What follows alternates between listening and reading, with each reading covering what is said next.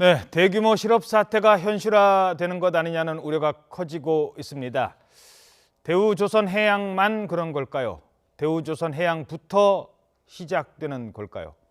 김방희 생활경제연구소장, YTN 객원 해설위원이신 김방희 소장과 함께 얘기 나눠보도록 하겠습니다. 안녕하십니까? 네, 안녕하십니까? 김방희입니다. 자, 일단 그 조선해운업, 특히 어제 조선에 대해서 발표가 나왔는데 정부가 그러니까 쉽게 말해서 큰 그림을 어떻게 그리겠다는 겁니까? 그러니까 이제 시장에서 여러 가지 얘기가 나왔죠. 그 가운데 하나가 이제 빅딜설이라는 게 있었습니다. 예.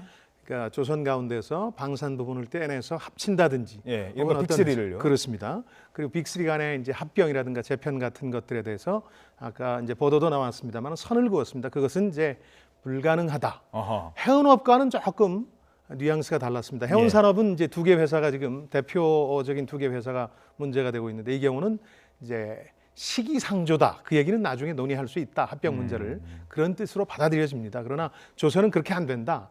정부가 이렇게 조선업에 대해서 보고 있는 이유는 이것 같습니다. 조선업은 아직도 우리나라 회사가 세계 1위에서부터 4위까지 하고 있습니다. 그렇죠. 그 얘기는 경기만 좋아지면 다시 우리 경제의 중심축이 될 수 있다. 이런 판단하에 이걸 정부 주도로 어떻게 문을 닫게 하거나 하지는 않겠다. 다만 이번 기회에 확실하게 군사를 빼서 경쟁력을 회복하겠다.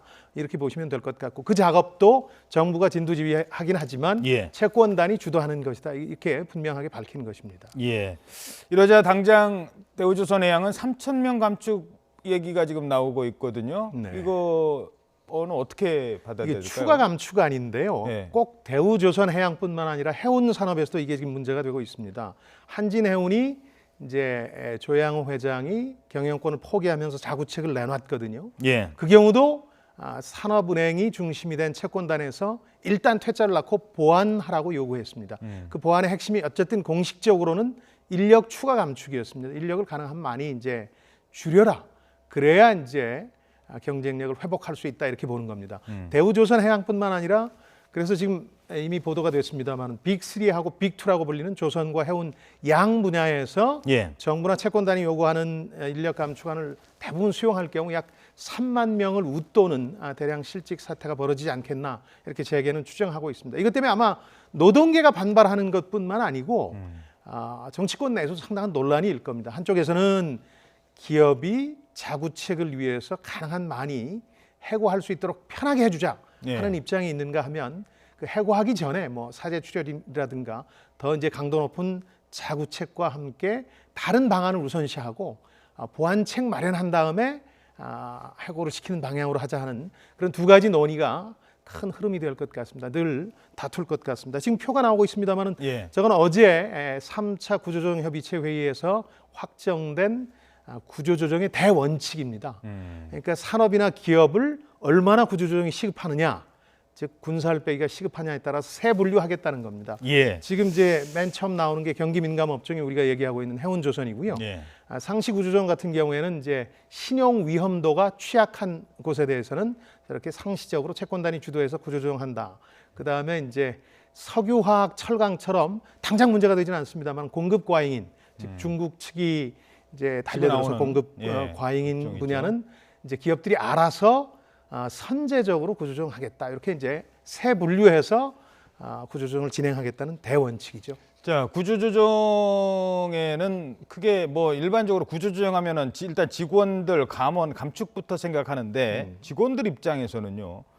직원들 뭐 감원 좋습니다. 하지만 적어도 오너도 책임지는 모습을 보여야 된다. 뭐 계속 얘기 나왔습니다만 무슨 뭐 주식 뭐 이틀 전에 다 팔아치우고 그 비도덕적인 문제는 차치하더라도 두 가지가 지금 얘기 나오고 있습니다. 그 중에 하나가 현대중공업인데요. 현대상선의 경우는 이미 이제 오너가 어느 정도 사제 출연을 했지 않습니까? 그래서 현대중공업, 조선업종 2위 현대중공업에서도 노조는 정몽준 전 의원이 대주주인데 좀 사제 출연해야 되는 거 아닙니까? 이런 불면 목소리가 나오고 있어요. 당연히 그런 얘기가 나올 법하죠. 사실은 한진해운 자율협약안이 채권단에 의해서 거부당했던 것도 겉으로는 인원 추가 감축 문제입니다만 내용적으로는 이제 오너 일가의 사제 출연이 좀 있어야 되는 거 아니냐. 그러니까 채권단에서 그렇게 요구하는 데는 이유가 있습니다. 과거 이제 관행들을 보면 경영 잘못으로 회사가 어려워진 다음에 그 경영 잘못의 책임을 채권단, 즉 국책은행들이라든가 국민들한테 떠넘기고 쓱 빠지거든요. 경영권을 포기한다는 명분으로. 그랬다가 회사가 좋아지면 다시 끼어드는 관행들이 좀 있었습니다. 아하. 그러니까 이거는 막아야 되겠다.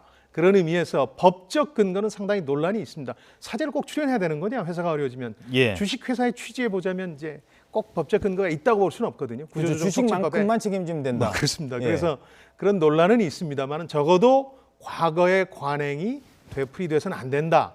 이런 문제 때문에 지금 한진해운도 사제 출연이 관건이 되고 있고 현대중공업의 경우에는 이제 아예 노조 측에서 요구를 하고 있죠.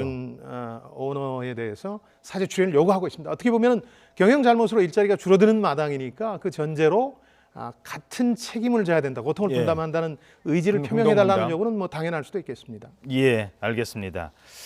자, 일단 지금 막 들어온 소식 간단하게 정리를 해드리고 질문 이어가도록 하겠습니다. 더불어민주당이 지금 논란이 되고 있는 가습기 살균제와 관련해서 특별법 제정을 검토하고 있다는 소식입니다. 그리고 청문회 등을 통해서 사건의 진상규명에 나설 것이라고 밝혔습니다. 생명과 안전을 지키는 일에 모든 정당이 동참해 줄 것을 촉구하고 나섰습니다. 자, 지금 이 청문회 얘기가 나오는 거는요. 오늘 앞서 보도를 해드렸습니다만 정부 부처와 관련된 내용일 수도 있습니다. 지금 뭐 환경부 등 정부도 이 내용을 위험성을 미리 알고 있었다라는 의혹이 지금 나오고 있거든요. 이 부분에 대해서 청문회를 하겠다는 겁니다. 물론 옥시 등 관련 업체를 소환을 해서 조사할 수도 있습니다. 하지만 검찰 조사가 지금 진행되고 있기 때문에 그 부분 플러스 정부는 그러면 뭐 했느냐라는 부분에 대해서 청문회만 해두고 특별법 만들자 이런 얘기를 더불어민주당에서 먼저 지적을 하고 나온 것 같습니다. 잠시 뒤에 다시 전해드리도록 하죠.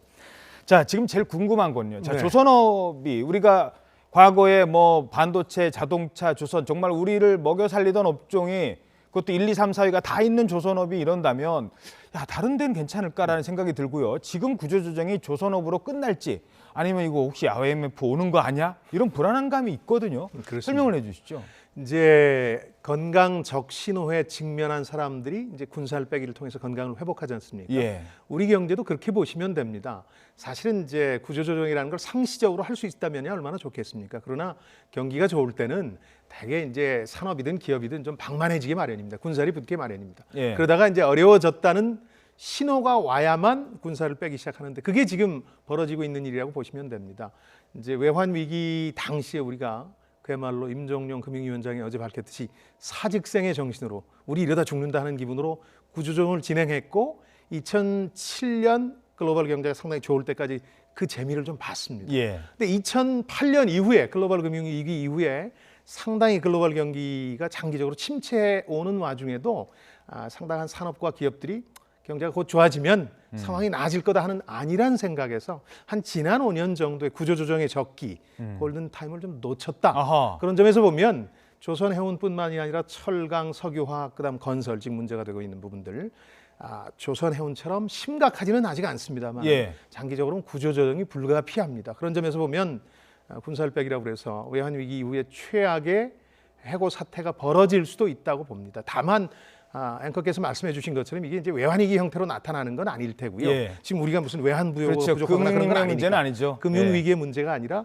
그 산업의 경쟁력이 뒤처지면서 벌어지는 문제. 예. 그에 따른 경쟁력 회복 정책이 이제 그런데 이제 거죠. 결국은 네. 부실채권 문제가 나오는 거고 그렇습니다. 산업은행 그 기존에 제가 뭐 요 부분 하나 좀 짚고 넘어가야 네네. 되는데요. 국책은행장들 있지 않습니까? 그분들이 임기에 있을 때 미리 아까 말씀하신 지난 5년간 했으면 구조조정 좀 강도 높게 요구했으면 이렇게까지 안 왔을 수도 있습니다. 왜 그렇습니다. 채권단이 하라고 하면 되니까요. 근데 채권단을 하는 그 산업은행이라든가 다른 국책은행들이 그냥 행장 자기 임기 기간에 에이 뭐 내 손에 피 묻혀 하고 그냥 지나가다 보니까 생겨난 건 아닌지 그러면 그런 결국 면이 그 있습니다. 문제는 자금의 문제로 흐르는 건 아닌지요? 뭐 이런 부분은 어떻게 보십니까? 우선 이제 국책은행 문제를 잠깐 해보자면 아까 이제 조선의 3개, 해운의 2개 회사가 문제가 되고 있는 거 아니겠습니까?